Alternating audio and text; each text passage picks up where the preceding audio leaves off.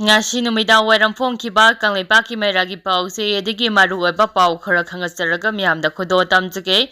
barak torelda nga kaya siraga tautharakle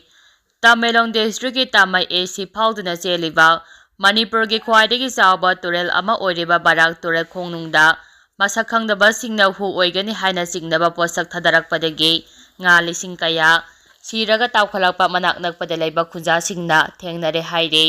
pawa sina hai Barak Turel gi ipa village ama di Langpram village ani gi marakta nga kaya marum siraga taukhalapa khunja singna thengnaki hiram asiga mari lainana environment activist Jayas na kamaina thongdoropagi matung inade hauji Turel asigi sarukta nga macha asiba kaya tautharaba asida khunja sina asiba nga sing adu khunduna sabigano amade kanghalaga maida yabage thabaksu chathabigano haina appeal tarakle makha tarakpa pauda Social media platform singda tabada nugairoidaba wahei wata Communal oina video photo thagatliba miyoising phagatpa hauragani CM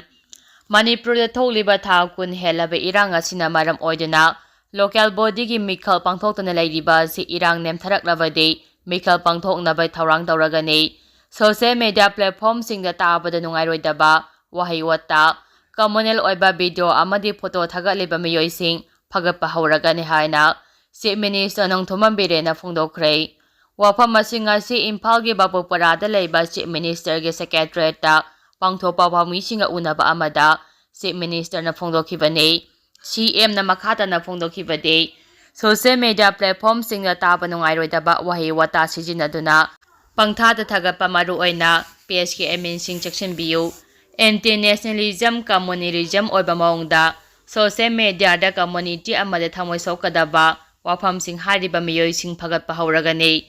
masida sunatana phagalaba matungda aingi oiba matik chaba cherak pigani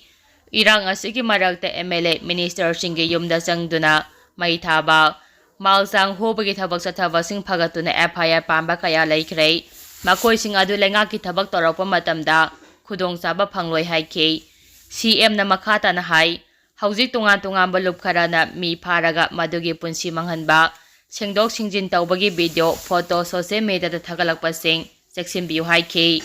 nakal amaromda pamising na hangba wahangi pakumpira duna CMB ren hai hauzik tholiba irang asina maram oiraga ADC municipality panchayat ki apunba local body gi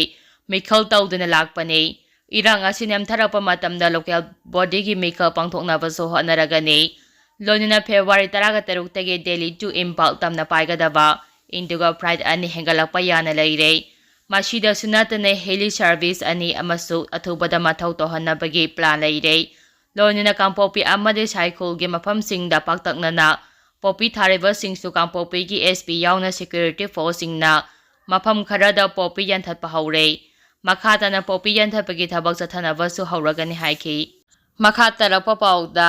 Kakchingda cheliba light vehicle singda puba thangba ngamdaba selgi demand torokpadagi gari chemba leptuna khongjang sangsingkhrei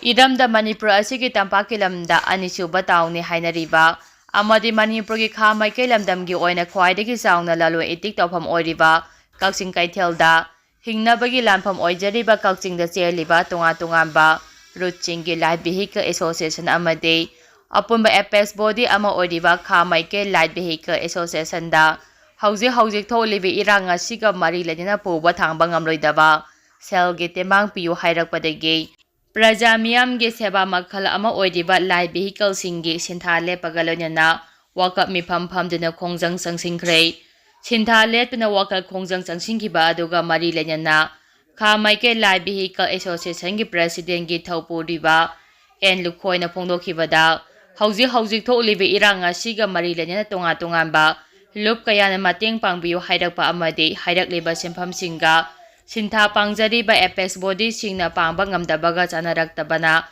maram oiraga ngasidagi sintha leptuna wakap mifamgi khongjang sangsinbane makhatana kari karamba khongthang lokhakadagi haibadusu ngasigi mifam asi loiraga kupna khanaraga miyamda lauthoksagani haiki hauzik passenger service tawriba ichil inausing ase aduki matik wai COVID laichat ki matung amadi lan ge jaitheng asina maram oiraga hanagumna passenger tholokpa sunate asigumba awaba kaya asi ubiduna makata na kanagumba ꯂꯨꯞ ꯑꯃꯠꯇꯅ ꯅꯠꯇ꯭ꯔꯒ ꯈꯨꯜꯉꯥꯛꯄꯤꯕ ꯏꯆꯤꯜ ꯏꯅꯥꯎꯁꯤꯡꯅ ꯃꯇꯝ ꯈꯔꯗꯤ apex ꯕꯣꯗꯤꯗ ꯁꯦꯜꯒꯤ ꯇꯦꯡꯕꯥꯡ ꯍꯥꯏꯕꯤꯒꯅꯨ ꯍꯥꯏꯅꯁꯨ ꯐꯣꯡꯗꯣꯛꯈꯤ꯫ ꯃꯈꯥ ꯇꯥꯔꯛꯄ ꯑꯣꯏꯅ ꯄꯥꯎꯖꯦꯜ ꯄꯥꯎꯆꯦꯗꯒꯤ ꯃꯔꯨꯑꯣꯏꯕ ꯄꯥꯎ ꯈꯔ ꯈꯪꯍꯟꯖꯔꯒ ꯃꯤꯌꯥꯝꯗ ꯈꯨꯗꯣꯜ ꯇꯝꯖꯒꯦ꯫ ꯏꯟꯗꯤꯌꯥ ꯃꯆꯥ ꯌꯥꯎꯅ ꯃꯥꯏꯒ꯭ꯔꯦꯟꯠ 85,000 ꯃꯔꯝꯗ ꯍꯜꯍꯟꯈ꯭ꯔꯦ꯫ ꯑꯀꯟꯕ ꯂꯥꯟ ꯃꯥꯌꯣꯛꯅꯔꯤꯕ ꯌꯨꯝꯂꯣꯟꯅꯕ ꯃ꯭ꯌꯥꯟꯃꯥꯔ ꯂꯩꯕꯥꯛꯇ ꯑꯥꯏꯟ ꯀꯥꯏꯅ ꯂꯩꯁꯤꯜꯂꯝꯕ ꯏꯟꯗꯤꯌꯥ ꯌꯥꯎꯅ ꯑꯇꯣꯞꯄ ꯂꯩꯕꯥꯛꯁꯤꯡꯗꯒꯤ ꯃꯥꯏꯒ꯭ꯔꯦꯟꯠ ꯄꯨꯟꯅ 85,000 ꯃ꯭ꯌꯥꯟꯃꯥꯔ ꯒꯚꯔꯟꯃꯦꯟꯠꯅ ꯃꯔꯝꯗ ꯍꯜꯍꯟꯈ꯭ꯔꯦ꯫ ꯃ꯭ꯌꯥꯟꯃꯥꯔꯒꯤ ꯒꯚꯔꯟꯃꯦꯟꯠꯅ 2023ꯒꯤ ꯑꯣꯛꯇꯣꯕꯔ 5 ꯑꯃꯁꯨꯡ ꯆꯍꯤ ꯑꯁꯤꯒꯤ ꯖꯅꯋꯥꯔꯤ 18ꯒꯤ ꯃꯔꯛꯇ ꯏꯟꯗꯤꯌꯥ ꯌꯥꯎꯅ ꯌꯨꯝꯂꯣꯟꯅꯔꯤꯕ ꯂꯩꯕꯥꯛꯁꯤꯡꯗꯒꯤ ꯄꯨꯟꯅ ꯃꯥꯏꯒ꯭ꯔꯦꯟꯠ 85,811 ꯃꯈꯣꯏ ꯃꯈꯣꯏꯒꯤ ꯂꯩꯕꯥꯛꯁꯤꯡꯗ ꯍꯜꯍꯟꯈꯤ ꯍꯥꯏꯅ ꯏꯁꯇꯦꯠꯅ ꯆꯂꯥꯏꯕ ꯄꯥꯎꯆꯦ ꯃ꯭ꯌꯥꯟꯃꯥꯔ ꯑꯦꯂꯤꯅꯥꯅ ꯔꯤꯄꯣꯔꯠ ꯇꯧꯔꯤ꯫ ꯃ꯭ꯌꯥꯟꯃꯥꯔꯗ ꯂꯣꯟꯅ ꯌꯥꯗꯕ ꯃꯑꯣꯡꯗ ꯆꯪꯁꯤꯟꯗꯨꯅ ꯂꯩꯔꯝꯕ ꯃꯥꯏꯒ꯭ꯔꯦꯟꯠꯁꯤꯡ ꯑꯁꯤ ꯃꯔꯨꯑꯣꯏꯅ ꯃꯁꯥ ꯃꯁꯥꯒꯤ ꯀꯥꯟꯅꯕ ꯊꯤꯕ ꯂꯥꯛꯄ ꯑꯃꯗꯤ ꯁꯦꯜ ꯇꯥꯟꯕ ꯂꯥꯛꯄ ꯃꯤꯑꯣꯏꯁꯤꯡꯅ ꯇ꯭ꯔꯥꯟꯖꯤꯠ ꯄꯣꯏꯟꯠ ꯑꯣꯏꯅ ꯂꯩꯕꯥꯛ ꯑꯁꯤꯕꯨ ꯁꯤꯖꯤꯟꯅꯗꯨꯅ ꯂꯥꯛꯈꯤ ꯍꯥꯏꯅ ꯃ꯭ꯌꯥꯟꯃꯥꯔꯒꯤ ꯏꯟꯚꯦꯁꯇꯤꯒꯦꯁꯟ ꯑꯦꯖꯦꯟꯁꯤ ꯑꯃꯅ ꯄꯥꯎꯆꯦ ꯑꯁꯤꯗ ꯍꯥꯏꯈꯤꯕꯒ ꯂꯣꯏꯅꯅ ꯃꯥꯏꯒ꯭ꯔꯦꯟꯠꯁꯤꯡ ꯑꯗꯨ ꯂꯣꯟꯅ ꯌꯥꯗꯕ ꯃꯥꯏꯒ꯭ꯔꯦꯟꯠ ꯑꯣꯏꯔꯕꯁꯨ ꯒꯚꯔꯟꯃꯦꯟꯠꯅ ꯂꯣꯒꯤ ꯃꯇꯨꯡ ꯏꯟꯅ ꯏꯟꯚꯦꯁꯇꯤꯒꯦꯁꯟꯁꯤꯡ ꯆꯠꯊꯈꯤ ꯑꯃꯁꯨꯡ ꯍ꯭ꯌꯨꯃꯦꯅꯤꯇꯔꯤꯌꯟ ꯔꯤꯖꯅꯤꯡꯁꯤꯡ ꯑꯃꯗꯤ ꯏꯟꯇꯔꯅꯦꯁꯅꯦꯜ ꯐ꯭ꯔꯦꯟꯗꯁꯤꯞꯀꯤ ꯈꯜꯂꯒ ꯃꯈꯣꯏ ꯃꯈꯣꯏꯒꯤ ꯍꯧꯔꯛꯐꯝ ꯂꯩꯕꯥꯛꯁꯤꯡꯗ ꯍꯜꯍꯟꯈꯤꯕꯅꯤ꯫ ꯂꯣꯟꯅ ꯌꯥꯗꯕ ꯃꯥꯏꯒ꯭ꯔꯦꯟꯠ ꯑꯌꯥꯝꯕ ꯀ꯭ꯔꯣꯁ ꯕꯣꯔꯗꯔ ꯁ꯭ꯃꯒ꯭ꯂꯤꯡ ꯑꯃꯗꯤ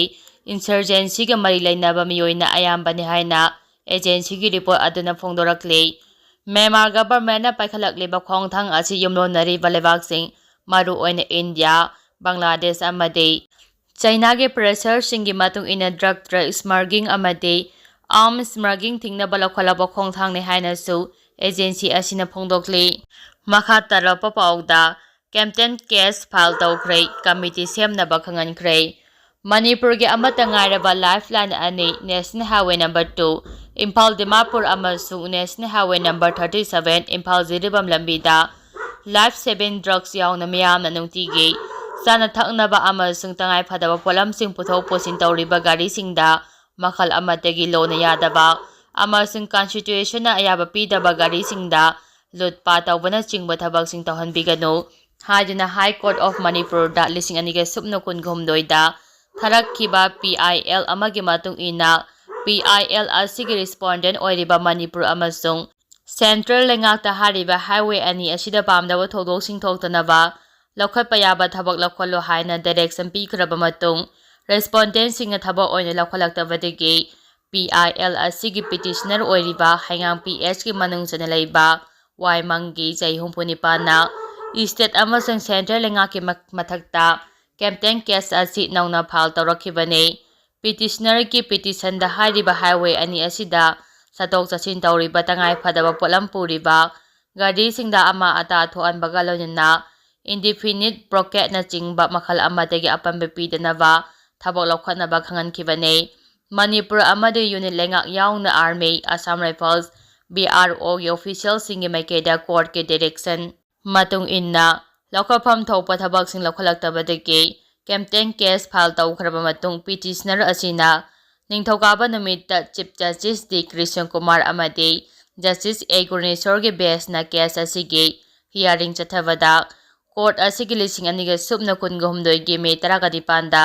ꯄꯤꯈꯤꯕ ꯗꯥꯏꯔꯦꯛꯁꯟꯁꯤꯡ ꯊꯕꯛꯇ ꯑꯣꯟꯊꯣꯛꯅꯕꯒꯤꯗꯃꯛ ꯔꯦꯁꯄꯣꯟꯗꯦꯟꯠꯁꯤꯡꯅ ꯃꯊꯧ ꯇꯥꯕ ꯏꯟꯁꯇ꯭ꯔꯛꯁꯟ ꯂꯧꯅꯕ ꯑꯦꯗꯤꯁꯅꯦꯜ ꯑꯦꯗꯚꯣꯀꯦꯠ ꯖꯦꯅꯔꯦꯜꯗ ꯗꯥꯏꯔꯦꯛꯁꯟ ꯄꯤꯈꯤꯕꯒ ꯂꯣꯏꯅꯅ ꯇꯣꯉꯥꯟ ꯇꯣꯉꯥꯟꯕ ꯑꯦꯖꯦꯟꯁꯤꯁꯤꯡ ꯑꯃꯗꯤ ꯗꯤꯁꯇ꯭ꯔꯤꯛ ꯃꯦꯖꯤꯁꯇ꯭ꯔꯦꯠꯁꯤꯡ ꯌꯥꯎꯕ ꯖꯣꯏꯟꯠ ꯀꯝꯃꯤꯇꯤ ꯑꯃ ꯁꯦꯝꯗꯨꯅ ꯍꯥꯏꯋꯦꯁꯤꯡ ꯑꯁꯤꯗ ꯒꯥꯔꯤꯁꯤꯡ ꯆꯠꯊꯣꯛ ꯆꯠꯁꯤꯟ ꯇꯧꯕꯗ ꯃꯇꯤꯛ ꯆꯥꯕ ꯁꯦꯀ꯭ꯌꯨꯔꯤꯇꯤ ꯄꯤꯕꯒ ꯂꯣꯏꯅꯅ ꯑꯏ ꯑꯄꯟ ꯊꯣꯛꯍꯟꯗꯅꯕ ꯄꯥꯎꯇꯥꯛꯁꯨ ꯄꯤꯈꯤ꯫ ꯃꯈꯥ ꯇꯥꯅ ꯀꯦꯝꯞꯇꯦꯟ ꯄꯤꯇꯤꯁꯟ ꯑꯁꯤꯒꯤ ꯃꯈꯥ ꯇꯥꯕ ꯍꯤꯌꯥꯔꯤꯡ ꯃꯊꯪ ꯊꯥꯒꯤ 19ꯗ ꯑꯃꯨꯛ ꯆꯠꯊꯔꯒꯅꯤ ꯍꯥꯏꯈꯤ꯫